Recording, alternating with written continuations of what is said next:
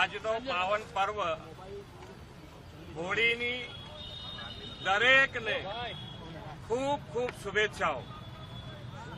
આ તહેવાર અસત્ય ઉપર સત્યનો વિજયનો તહેવાર છે, રંગોનો તહેવાર છે, મતભેદો રાગ દ્વેષ ભૂલીને એકબીજાને સ્નેહથી મળવાનો તહેવાર છે અને આ તહેવાર આપણે ખૂબ સાથે મળીને રંગોત્સવથી ઉજવીએ।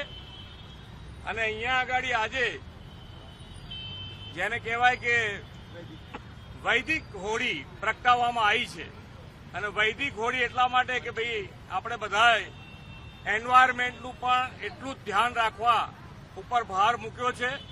બધા જ આ તરફ વળે એવી બધાને વિનંતી। ખૂબ ખૂબ શુભેચ્છાઓ। Thank you. ગુજરાત અને દેશની તમામ માહિતીથી અપડેટેડ રહેવા માટે જોડાયેલા રહો કલ તક 24 ન્યૂઝ સાથે।